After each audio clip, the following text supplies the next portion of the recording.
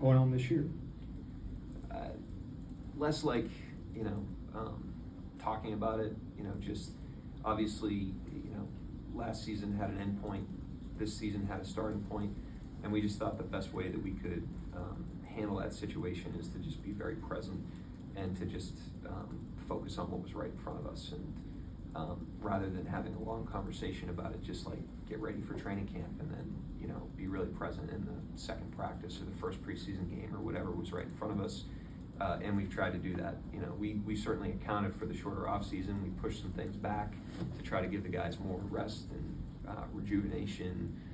So to say we ignored it would be, incorrect. But at the same time, we didn't like overcoach it or overtalk it.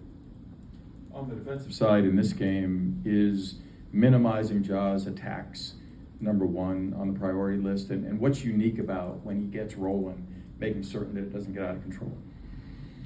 Well, the pace they play with is probably number one on the priority list. They're up the floor with great pace, and you got to get back and set your defense. I thought that's what really hurt us in our Portland game the other night. We played against the pace team, and we allowed them to kind of operate in their mode, and so that's a point of emphasis. And then he's obviously a huge part of what they do. Jackson's a huge part of what they do, and so they are conceptual. They have a lot of threats on the floor. Guys are free to make plays, but those guys obviously make the majority of them. The other night, Shea gave Hart a lot of credit just for the great screens that he sets. Outside of just, obviously great size, great frame, what makes him such an efficient screener when he's out there? Yeah, he's got great feel and nuance for the screening game. He's played, we talk about development and how diverse situations help your development. And like when you think about the teams he's been on, and the players he's played with Harden, he's played with Brunson, he's played with obviously Shea and Dub, he's played with Westbrook, I believe. He's played with all these different guys that require all these different nuances. And over that time, I think it was with Chris Paul, maybe, in Houston. He's played with everybody.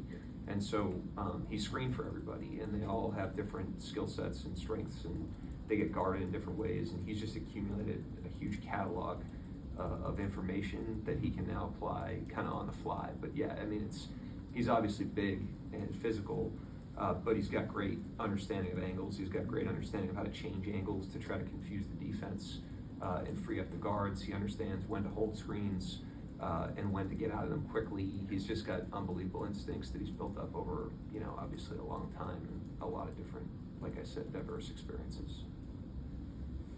Anybody else? Thank you, Coach. All right.